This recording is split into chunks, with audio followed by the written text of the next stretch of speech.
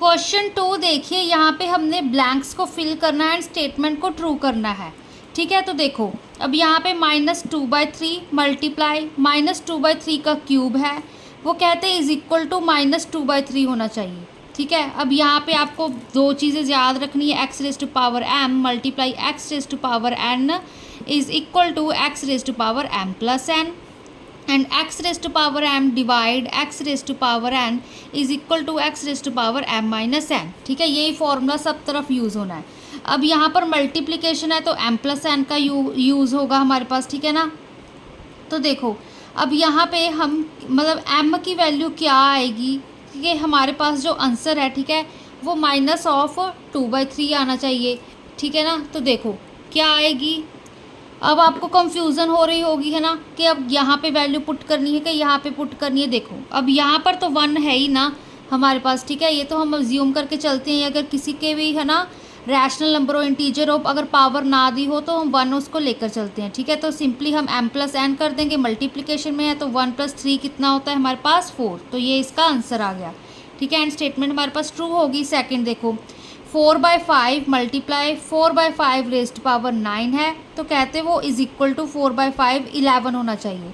अब देखो यहाँ पे अगर हम कुछ भी नहीं लिखा हुआ, ठीक है, ये नहीं है यहाँ पे कुछ, तो अगर हम इसको 1 लेके चले 1 + 9 करें तो वो तो 10 होता है। ठीक है, बट यहाँ पर हमारे पास 11 है, 4/5 की होल पावर 11 है, दैट मीन्स m की वैल्यू हमारे पास क्या होगी, 9 में हम क्या ऐड करें कि हमारे पास 11 बन जाए, 10 11, तो यहाँ पे 2 आ जाएगी। दैट मीन्स यहाँ पे m की वैल्यू हमारे पास 2 आएगी। ठीक है ना, तो भी तभी तो है ना, n की वैल्यू अगर हमारे पास 9 है तो 9 + 2 हमारे पास 11 होते हैं। ठीक है, अब ये वाला देखो, अब इसको हम डिवाइड करेंगे, -3/7 की होल पावर 15 है, उसको डिवाइड कर रहे हैं -3/7 से, तो आंसर कहते हैं हमारे पास -3/7 आना चाहिए। अगर हमारे पास आंसर -3/7 आना चाहिए, दैट मीन्स हम 15 को किससे डिवाइड करें। ठीक है, देखो मतलब -3/7 को की पावर है जो हमारे पास क्या होनी चाहिए, m - n होनी चाहिए ना। दैट मीन्स m तो हमारा 15 है, 15 में से हम क्या माइनस करें कि यहाँ पर हमारे पास पावर 1 बन जाए। ठीक है, तो 14 माइनस करेंगे ना, दैट मीन्स n की वैल्यू यहाँ पे हमारे पास 14 है। ठीक है, तभी तो स्टेटमेंट ट्रू होगी। अगर यहाँ पे हम 14 लिखेंगे तो 15 - 14 हमारे पास 1 होता है, तो ये स्टेटमेंट ट्रू हो जाएगी। ठीक है, सिमिलरली अब इसको देखो, अब यहाँ पर हम यहाँ पर क्या है -1/10 डिवाइड कर रहा है -1/10 की होल पावर 8, वो इज इक्वल टू किसके है -1/10 होल पावर 8। अब ये चीज़ बनाने के लिए यहाँ पर क्या मॉडिफिकेशन होगी, यहाँ पर हमारे पास m होना चाहिए, यहाँ पे n होना चाहिए। अब n तो हमारे पास 8 है, ठीक है ना, m - n के अकॉर्डिंग हमारे पास m की वैल्यू 16 होनी चाहिए। 8 + 8 16 होता है ना, अगर आपको ना अच्छे से समझ आए तो इनको दोनों को ऐड करके देख लो, 8 + 8 16 होता है हमारे पास। ठीक है ना, तो देखो m की वैल्यू हमारे पास 16 होगी एंड n की वैल्यू हमारे पास 8 है, तो 16 - 8 क्या हो गया हमारे पास 8। ठीक है ना, अब यहाँ पर देखो 2/9 की होल पावर 6 है, उसको डिवाइड कर रहे हैं 2/9 की होल पावर 0। किसी भी चीज़ की पावर 0 करो उसका आंसर 1 आता है। ठीक है, तो यहाँ पे आंसर हमारे पास क्या आना चाहिए, 2/9 का मतलब क्या बनना चाहिए, यहाँ पे 6 बनना चाहिए। देखो 6 - 0 करोगे तो 6 ही आएगा ना। ठीक है, अब यहाँ पर देखो -12/13, यहाँ पे स्क्वायर है, यहाँ पे बेसिकली हमारे पास 1 है, तो आंसर क्या आना चाहिए -12/13 की होल पावर 5 आना चाहिए। अब m की वैल्यू तो 2 है, 2 में हम क्या ऐड करें कि हमारे पास 5 बन जाए, 3 ऐड करेंगे। ठीक है ना, तो n की वैल्यू हमारे पास 3 है, 2 + 3 कितना होता है हमारे पास 5। ठीक है, तो ये ऐसे ही हम ब्लैंक्स बना लेंगे। ठीक है ना, ये तो इसको हम ये हमारी ब्लैंक्स बन गई। ठीक है, इनकी स्टेटमेंट्स हमारे पास ट्रू हो गई। ठीक है, तो यही चीज़ आपने चेक करनी है। अब क्वेश्चन 3 देखो, इसको कहते हैं सिंप्लीफाई करो एंड एक्सप्रेस करो एक्सपोनेंशियल फॉर्म में।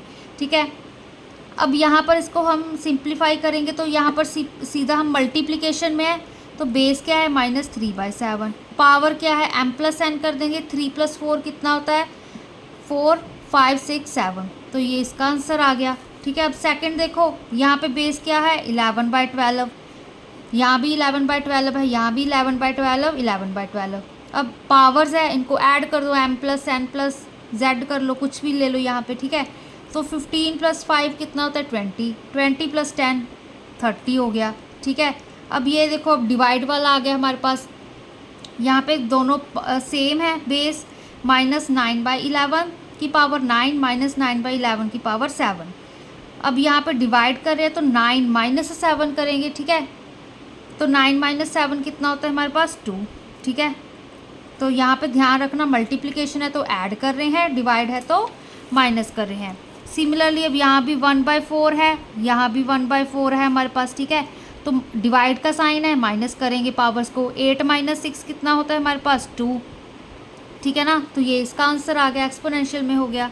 अब देखो, अब हम करेंगे simplify and express result as a rational number. इनको हम एक्सपोनेंशियल्स को रैशनल्स में कन्वर्ट करते हैं। सबसे पहले इसको हम सिंप्लीफाई कर लेंगे। देखो क्या आएगा हमारे पास 5/7। ठीक है, दोनों तरफ बेस सेम है ना हमारे पास। अब डिवाइड का साइन है तो 4 - 2 करेंगे, मतलब m - n, तो 4 - 2 2 होता है। दैट मीन्स ये अब ये 2 टाइम्स खुल गया है ना।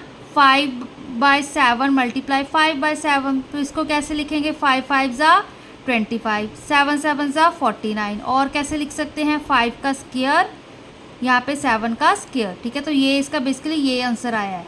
अब नेक्स्ट ये भी डिवाइड वाला है, दोनों तरफ -3/5 लिख लिया हमने। ठीक है ना, बेस सेम है, पावर्स क्या है 6 और 3, तो 6 - 3 हो जाएगा।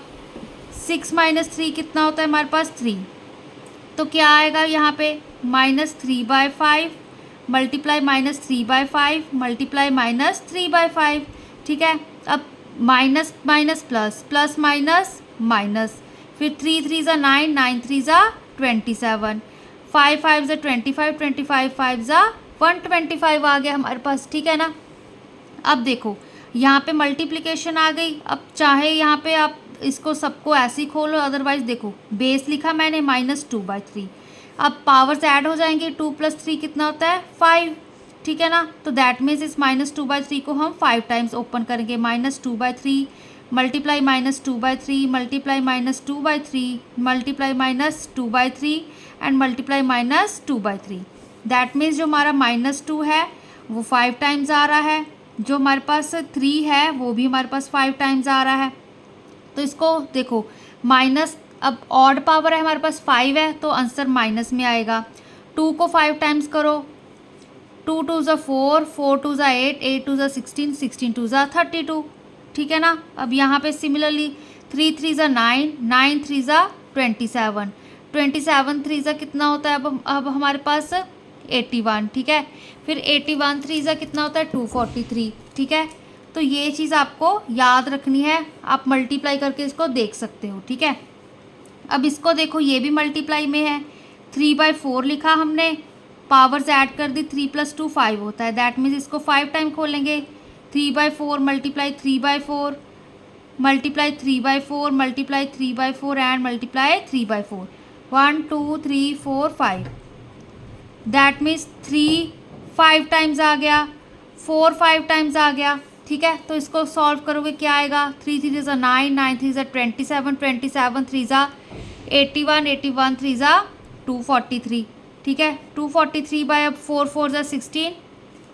ठीक है, 16 × 4 = 64, 64। अब यहाँ पे 4 × 4 = 16 है। ठीक है, तो हम इसको मल्टीप्लाई करते हैं। यहाँ पे क्या है 4 × 4 = 16, 4 ज़ा पहले 64 लिखा, फिर इसको 16 के साथ, 6 × 4 = 24, 6 × 2 = 6 × 6 = 36, 36 37 38। ठीक है, फिर मल्टीप्लाई 1 × 4 = 4, 1 × 6 = 6, तो 4 8 + 4 कितना हो गया हमारे पास 12, 6 7 8 9 10। ठीक है, तो यहाँ पे 1024 आ गया इसका आंसर। ठीक है ना, अब ये वाला देखो, यहाँ पे मल्टीप्लिकेशन थी तो -1/10, 4 + 2 कितना हो गया 6, 6 टाइम्स ओपन करो इसको, -1/10 मल्टीप्लाई -1/10 मल्टीप्लाई -1/10। ठीक है, फिर से इसको टोटल 6 टाइम्स लिखो, तो कितनी बार हो गया ये 1 2 3 4 5 6, दैट इज़ -1 की पावर 6 एंड 10 की पावर 6। अब 10 की पावर 6 है, दैट मीन्स यहाँ पे हमारे पास 6 ज़ीरोज़ आ जाएंगी, 1 2 3 4 5 6। यहाँ पे -1 की पावर 6 है, इवन है तो प्लस आ जाएगा, तो यहाँ पे 1/1/6 ज़ीरोज़, ये इसका आंसर आ जाएगा। ठीक है, बहुत ही ईजी चैप्टर है, थोड़ा सा आप अपने इस, अब देखो ये सिर्फ दो ही यही लॉज यूज़ किए हैं, इसके बेस पे ही सारे क्वेश्चंस हो गए। ठीक है, तो इसको आप अच्छे से ध्यान रखना कि मल्टीप्लिकेशन में ऐड हो रहा है, डिवीज़न में माइनस हो रहा है, उसके अकॉर्डिंग आपको आंसर आ जाएगा। ठीक है, एंड ये बेसिक से हैं, कुछ 5 के, 3 के एंड 2 के जो हमारे पास, ठीक है, मल्टीप्लाई करते हैं, थोड़े थोड़े नंबर हैं, इनको आप अच्छे से याद कर लीजिए।